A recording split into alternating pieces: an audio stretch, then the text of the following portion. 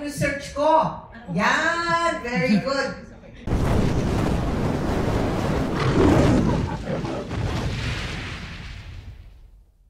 In 30 seconds, di ba? 23 taon nang kasama sa ating weekend habit ang panonood ng mga makabuluhan at may pagmamalaking kwento ng magpakailanman. Maraming salamat po mga kapuso sa patuloy na pagtangkilik. And here's to many more years to come. And also, bilang napaka-special ito, 23rd year anniversary ng Magpakailanman, I am excited to share the news that Magpakailanman will be having its own YouTube channel very soon to mark the show's 23rd year anniversary. And we will be uploading, mga kapuso, ang best episodes ng Magpakailanman through the years. Kaya abangan niyo po yan kung ano-ano ang mga episodes na yan. And now, let us open the floor for questions from our media friends. So, let's start off with Mr. Nicky Wang of Manila Standard. Hello. Hello.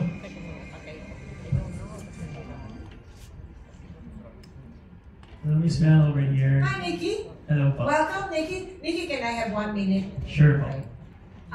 Sapagkat ang ating pag-uusapan ngayon ay more or less about 1,000 episodes of Magpakailanman through the years, you know.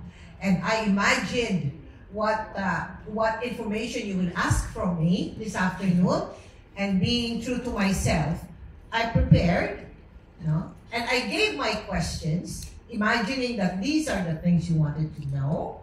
Tapos, yung mga sagot, syempre, 1,000 episodes. Medyo, I had to go back, you know, and review all of these episodes.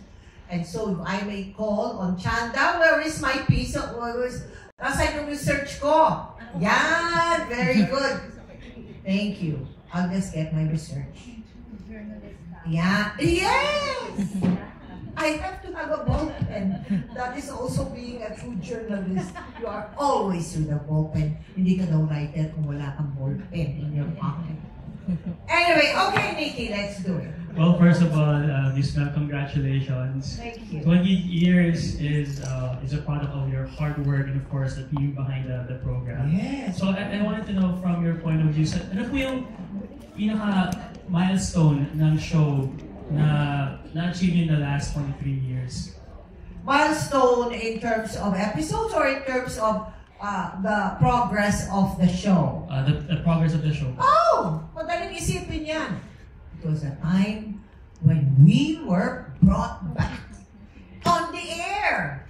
You of course know that we were off the air for, ilan ba? 5 years was it, Sharon? 2? 3? Basta we were off the air. We were off the air because according to Mrs. Galvante, di ba? Oo, sabi niya, at that time, it was already, ang uso na noon, ang genre, no, at that time, was contest. Television na mga contest. Parang yung drama, medyo, parang ayaw na daw ng drama. Of course, I cried. I cried and cried. Not in front of Wilma.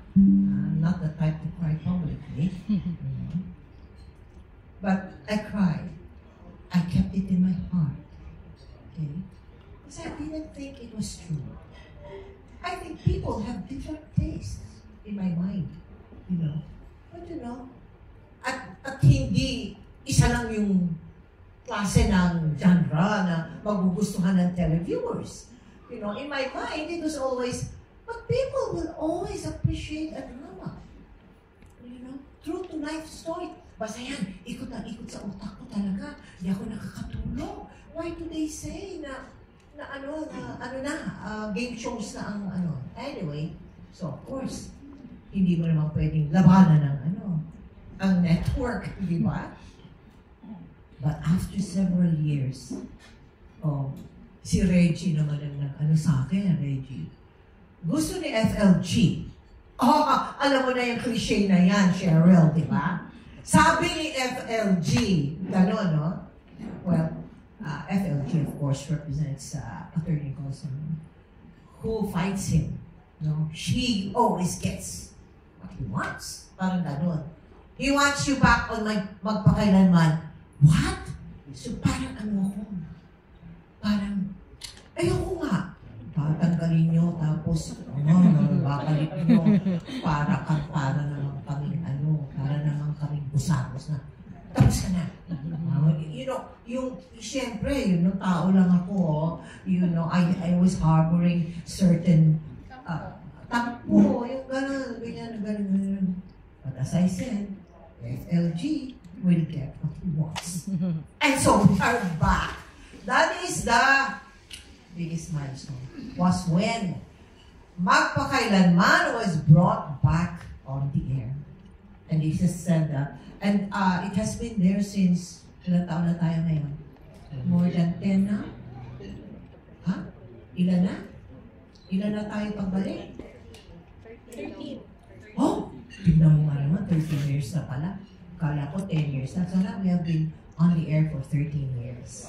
Pero Miss Mel, kayo po ba personally naisip niyo na tatagal kayo ng 23 years yung show? Wow, that's a nice question.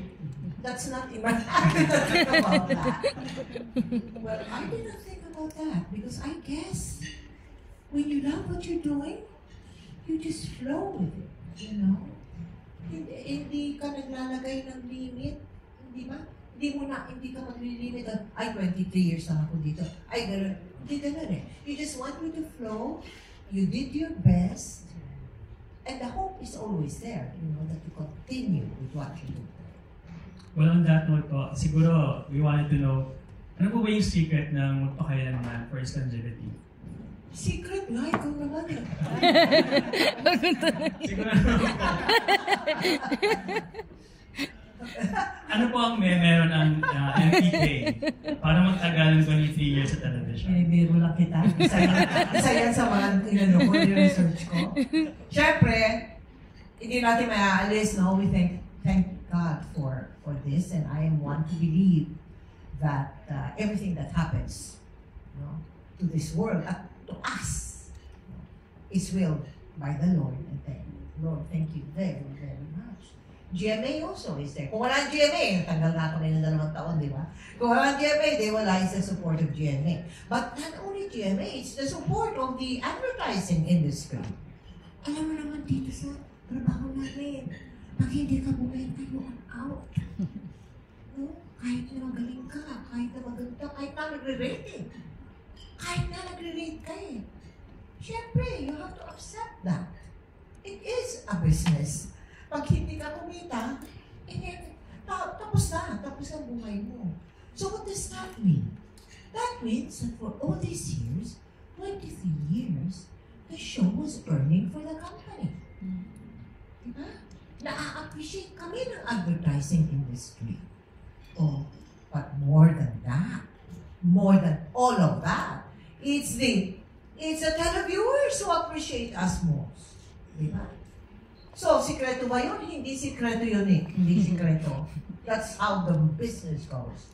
That's how this industry goes. No? Yan. Tapos, I'd like to think, kasi, marami na rin namang sumunod sa aming concept, di ba?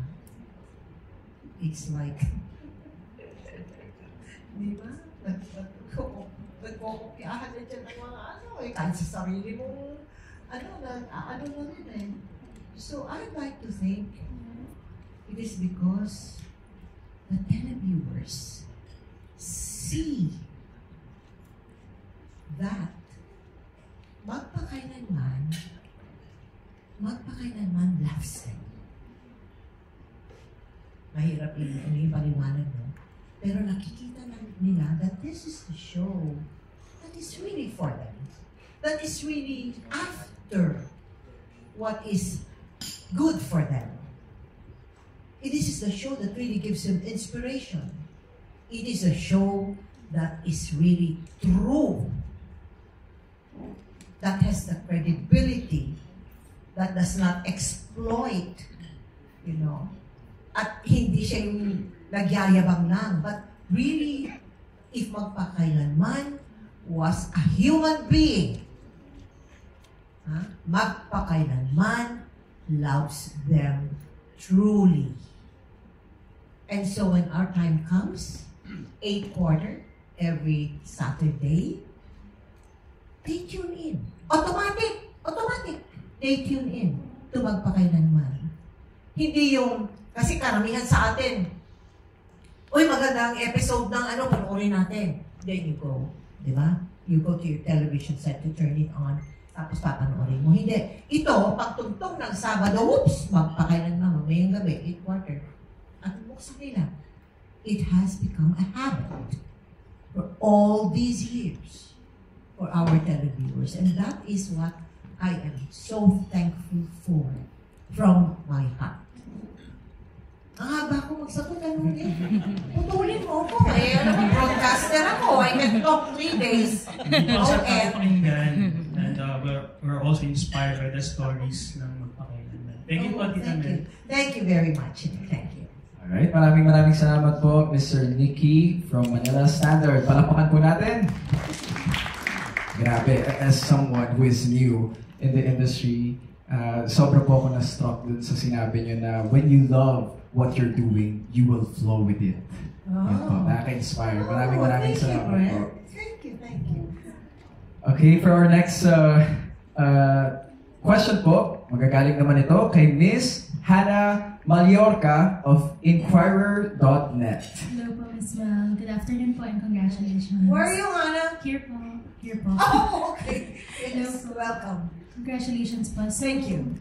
First question ko po is, sa 23 years po ng magpakailanman, what is your favorite story?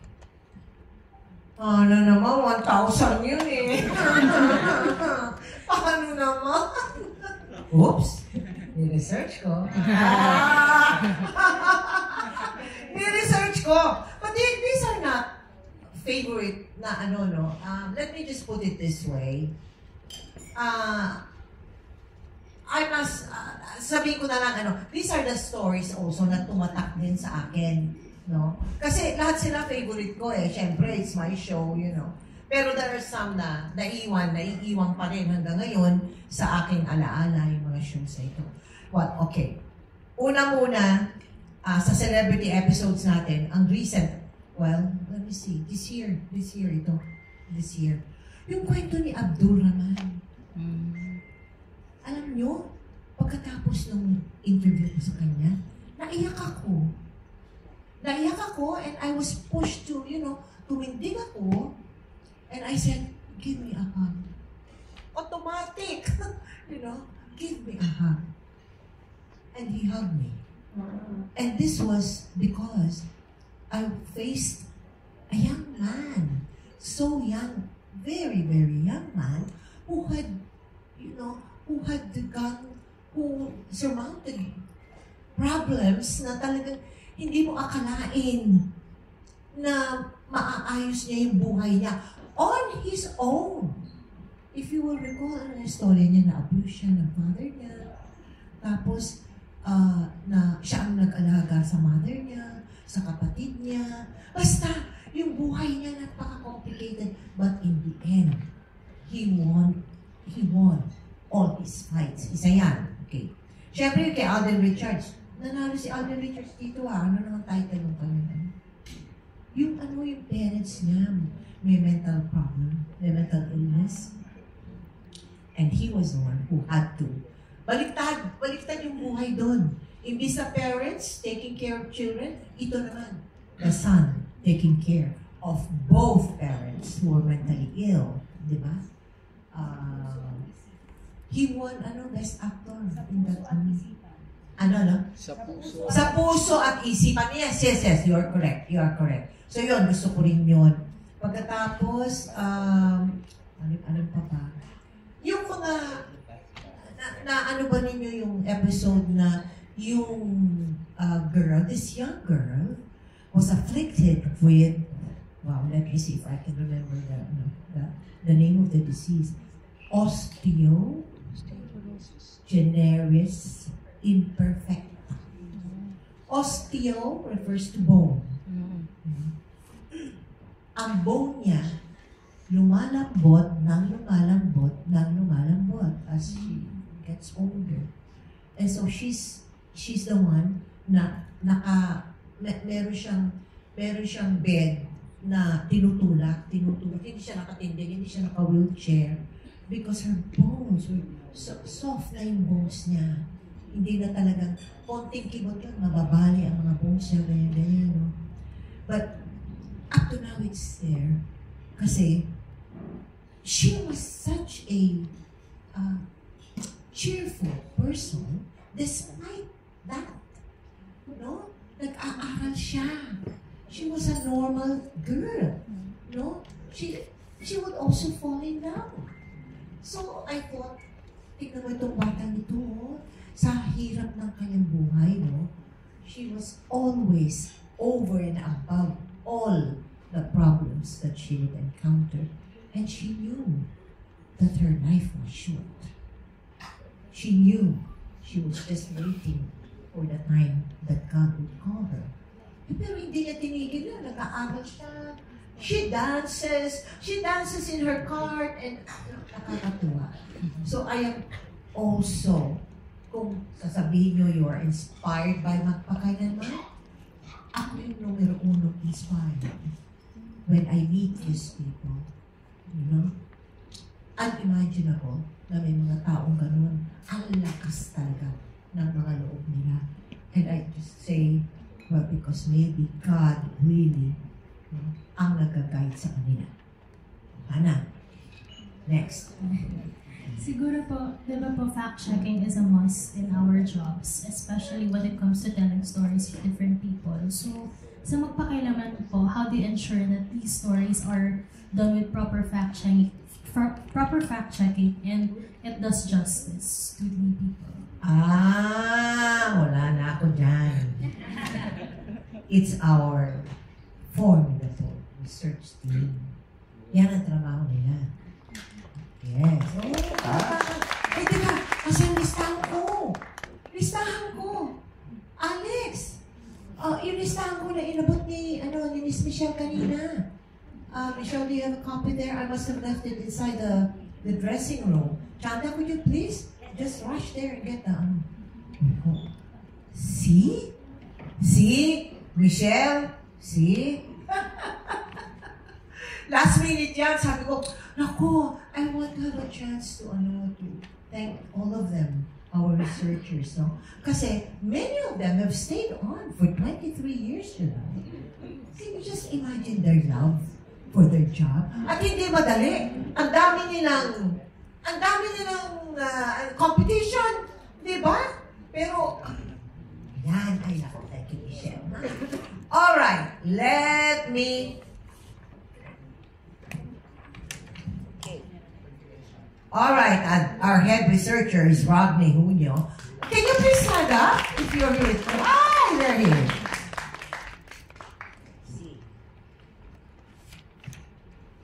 Hi! My beloved jurist na mahilig magpasalubong sa akin. And of course, we have Angel. Is Angel here? Angel Laonio. Wala si Angel. Absent? Nagre-research po. Nagre-research, I'm sure. Cynthia de los Santos. Stanley Pabilona. Ayan, nandito si Stanley. And Carl Angelo Butuan. Ayan, very good. Thank you very much to you guys. Yan. Ayan, nasin yung nagtatanong sa akin nun? Ikaw pala. Yan, mga yan, they make sure that, totoo yung And din I have to include this, no? Remember, kami lang yung drama anthology na nagpe-present sa inyo. Pinapakita namin sa inyo kung sino yung aming subject. It's either that o hindi siya pwede, somebody related to the story or yan, ganyan. Kami lang yun, lakas ang loob namin, papakita namin. Why? Kasi gusto namin i-prove, papakita sa inyo, totoo yung istorya namin. Totoo, hindi namin gawa-gawa lang yan. No? And you must know that each and every element of that story is approved by our subject. Approve nila yon. Hindi kami maglalabas ng kami-kami lang. Hindi. Thank you po and congratulations po. Oh, thank you, Hannah. Thank you, Miss Mel, and thank you, Miss Hannah Mallorca of Inquirer.net. And grabe, for 23 years, napakaraming kwento ang ipinalabas na sa magpakailanman. At marami pa yan. Kaya naman, for our next question, may we call on Miss Tessa Mauricio of Manila Times.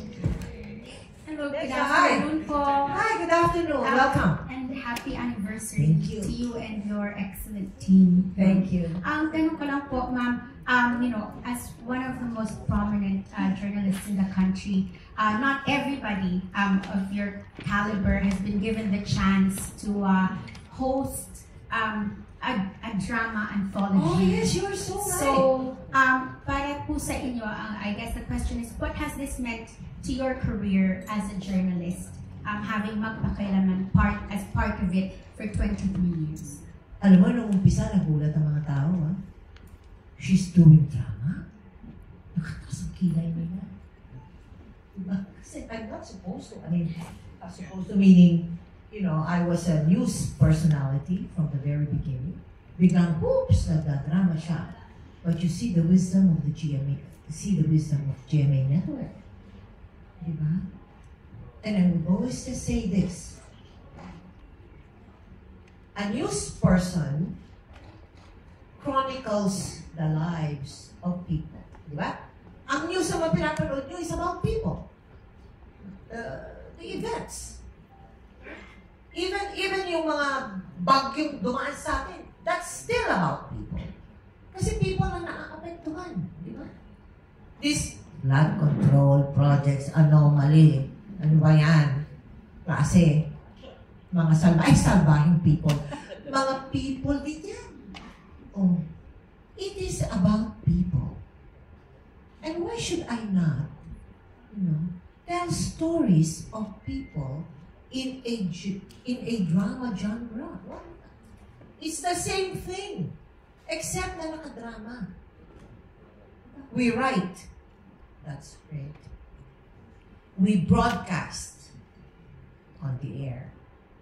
TV on the air. Drama lang ito eh. I would always explain it that way. I'm still staying true to my profession. Is that a good answer? Yes, ma'am. All right. And Thank you. Do you think po na mas lalo pong nakatulong yun sa inyo na mapalapit sa mga tao in terms of, di ba ho pag, like some journalists or broadcasters, like maybe some of the masses po, hindi sila masyadong naiintindihan or they think they're not very accessible. Has this helped you in that way? Do you believe that it has brought you closer to the Filipino masses po?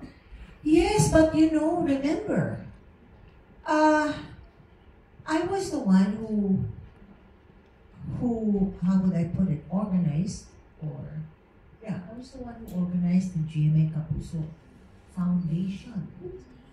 Yun naman, hindi lang broadcast, hindi lang drama. I really sat down with them. I sat down with them, because I have retired from the foundation since 2016. I sat down with them. Di lang ninyo alam yun. Pero I would go to the mountains. I would do relief operations. I would ride the ocean. I would ride the army trucks. I would ride bangka, Roro. Alam niyo ba kung ano yung Roro? Yes. You do? Really? Alam niyo. Ako, sanay ko niya, Roro. Papuntang Mindoro, papuntang sa Roro, di ba? Roro, I would. Even before Magpakailanman. Iba yun. Kasi yun, hindi lang eye to eye, talagang, skin to skin. Talagang in front with them. Serving them. Serving the people. So, parang offshoot na yung Magpakailanman. Di ba? And yes, I think it did bring me closer. But it were not as if that I was new to that. Sanay ako sa ganun. Alright? Yes, ma'am. Last question po, just picking up from what you said that it's, still a medium to tell stories, this time via drama. In the 23 years po, what have you noticed that has perhaps changed, improved, or kung ano man po yung na-notice nyo sa story of the Filipino people because you tell them through these different dramas. Ano na po ang kwento ng buhay natin ngayon? Marami. With the advent of social media, may mga pangalan pa ngayon, millennials, Gen Z, Gen Alpha, may mga ganyan pa di ba? Dami And of course, I am now in my life at a stage where, wow, parang, ano yun? Hindi ba? So marami nagbabago because of the changes also surrounding us. No? So, and we try our best in magpakailanman to adapt to this. Because the host is not a millennial. Di ba? So how do you do that? And I tell the people in the show, it doesn't mean because may Gen Z, may Gen Alpha, may millennial, it doesn't mean na wala na nung mga panahon namin. Andiyan pa rin tayo. No? We still live in the same universe. Huh? We still eat the same food. Oh. We still appreciate the same good blessings from the Lord. Lahat tayo, kaya ano kanya. So we are presenting our show wholeheartedly, lovingly, to all. Lahat. Despite, in spite of, and in front of all the changes that are happening in the universe. Thank you po. You are so welcome. Thank you very much, Miss Tessa Mauricio of Manila Times. Grabe, magpakailanman. Ngayon po, it is enlightening to know na you founded GMA Kapuso Foundation po. And you nag-immerse po kayo sa mga kwento ng mga kapuso nating Pilipino. Kaya po, napaka-successful ng magpakailanman through storytelling because you yourself, kayo po ay nag-immerse mismo sa kwento nitong mga kapuso nating Filipino. I know how they feel. I know their lives. I know their ambitions. I know their hurts, their pains, their wants.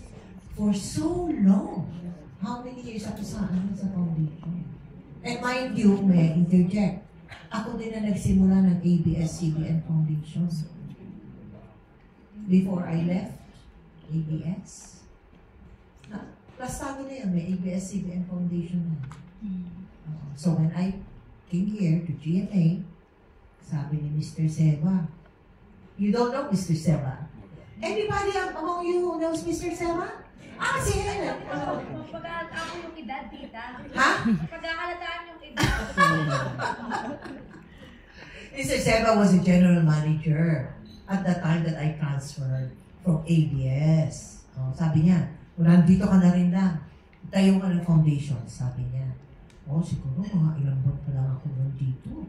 So now we have the GMA Kapuso Foundation, which is really doing so much for our people. Maraming salamat po, Ms. Mel. And may we call on Mr. Lloyd Pino of Lionheart TV. Hi, Lloyd. Hello po, Ms. You're Janko. Lloyd? Yes po. Oh, you? Yes, ma'am. Kasi she raised her hand also behind you. Okay, Lloyd. Go ahead, Lloyd. Hello po, Ms. Janko. Ito po yung first question ko. What impact do you think magpakailanman has made on Philippine television and society po? I'm sorry, can you repeat that, please? What impact do you think magpakailanman has made on Philippine television? Has what? Has made on Philippine television po and So society. the contribution of magpakailanman. To Philippine television. Okay. First of all, it is yung true stories, make very good content. True to life stories make very good content. Remember, we began 23 years ago. Hindi pa yan, yung mga true to life, mga ganyan. Hindi. Magpakailanman na nag-umpisa niyan. Mga panahon namin. Pacquiao. Ha? Pacquiao started in Magpakailanman. Did you know that? Hindi pa siya champion. Oo nga. Nasa dulo ng dila ko. Vicky Bello. Also, Vicky Bello. Sarah Geronimo. Marami na mga mga bagong mga pa noon. Pero so that is one of the things that I think, a contribution of Magpakailanman to the industry. That's what you want to know, hindi ba? Yun. And then, using the medium, the drama anthology and television, to inspire people. Like, dati, sa lang yan, sa simbahan pag linggo. Di ba? Yung mga pare, yung mga ng homily, gospel, yung ganyan, no? Pero ngayon, hindi. You can inspire people in this way, in a drama anthology. Of course, marami na sumunod, but that is precisely also na one of the things that na nagawa ng Magpakailanman, is to begin doing this, and it has caught on. Marami ng mga ganyan na nagagawa. Pero I like to think Magpakailanman was one of the first to do it. Alright? Yun lang po. Thank you po. You're welcome. Thank you very much, Mr. Lloyd Pino from Lionheart TV. May we call on naman, Ms. Trina Tiangco from GMA International. Hi, Trina. Are you related to me? Or am I related to you? Let's figure it out. Now, who are your parents? I'm from Malabon. Oh, yes. Who are your parents? Your parents? Roberto Tiangco. And? My mom po is from Bulacan.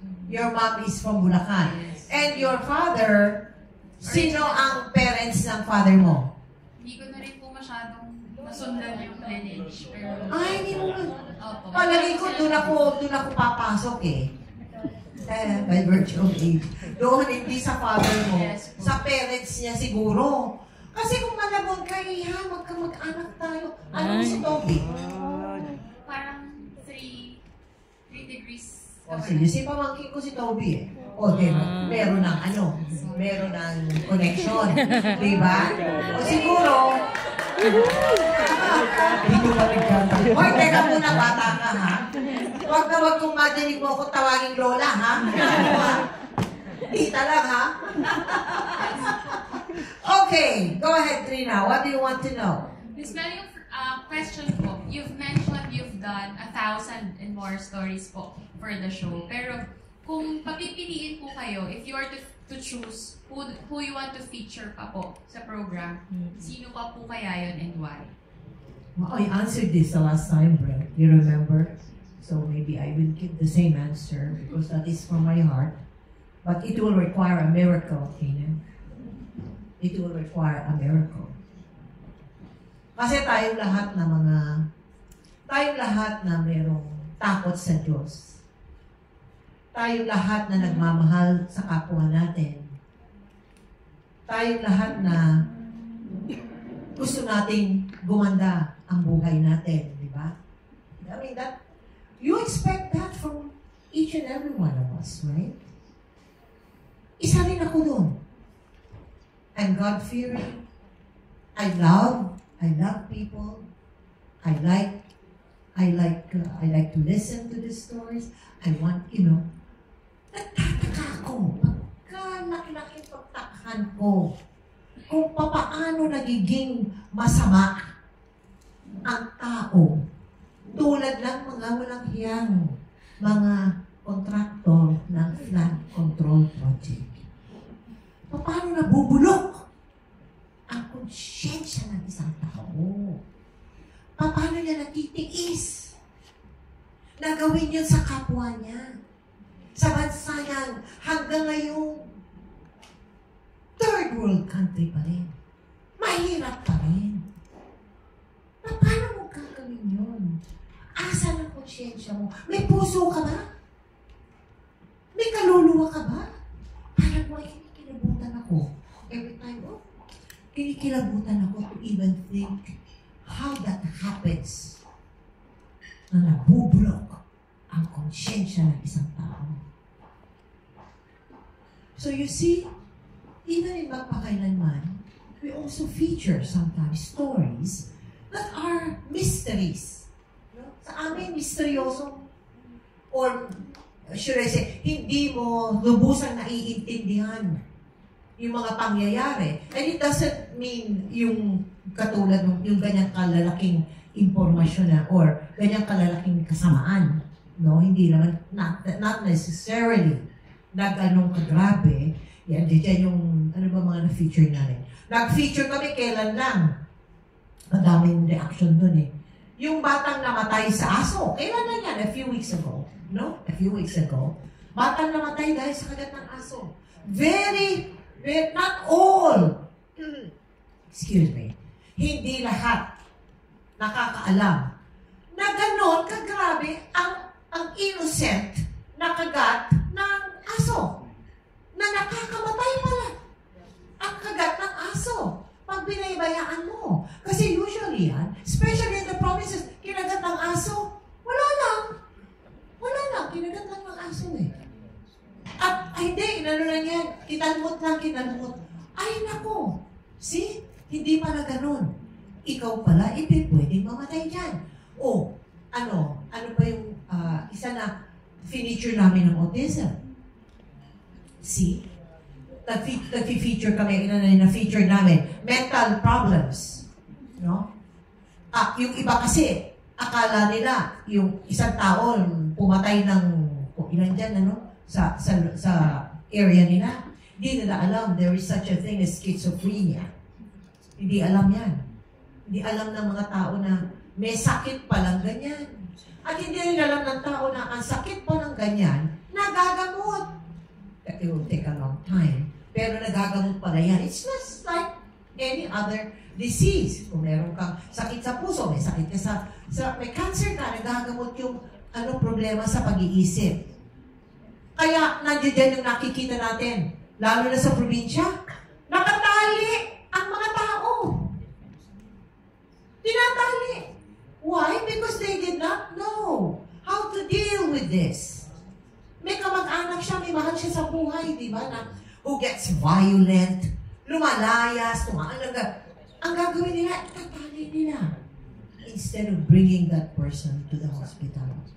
Yan, gusto namin yan, yung mga ganyang istorya na nakapagbibigay ng impormasyon, di lang inspirasyon, but impormasyon sa tao, na-educate namin sila, nabibigyan namin ng kaalaman on how to handle these things. Okay? Trina? Thank you very much, Ms. Mel and Ms. Trina Tiangco. I'm happy to meet you. Oo, dito pa nagkakilala. Oo. Yes. Ayan, para sa ating last na media friend, may we call on Ms. Mara Ruiz of GMAnetwork.com. Okay, Mara, where are you? Thank you, Brent. Hi, good afternoon po, Oh, Tita Mel. there you are. Oh, it's you! Yes. Okay, yes. What do you It's want me to know, again. Mara? And I'm not sure if you're gonna like this question. Pero kung sakali lang po na ma-feature ang buhay nyo dito sa Magpakailanman, ano po yung title ng episode? And sa tingin nyo, ano po yung parang main message ng episode tungkol sa inyong buhay? I'll think about it. I'll see you next year. Promise. Pangatlo ko na po ito sa inyo na Strike 3 na ako sa tanong na yan. Oh, that'll be a strike 4. And so the other one naman po. Oh, pero isa pa ako. Ako. Kung ano po yung nakikita nyo for Magpakailanman, your vision for Magpakailanman in the next, let's say, 10 years. Wow! In the next 10 years? Oh my! Helen, 10 years? They were talking of 2 years. Now it's 10 years.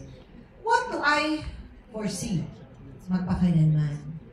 Well, I hope we can continue, maybe not 10 years, maybe that's asking too much, Mara? But kung 10 years, then so be it. No?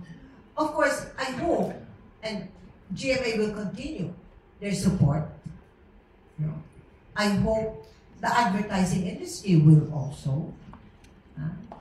I hope that it will evolve, the show will evolve to cater to everybody, including, baka dumami pa yung Alpha, dumami pa yung, yan, di ba? Bago na naman yan, bago yan. Uy, naku, hirap nun, ano, Brent? Bago na naman. Ano kaya susunod sa ano? Ha? Beta. May beta na. After Alpha, may beta. Talaga? Oh, yeah, you're right. Oh my. So, I hope we will be able to evolve also in that sense.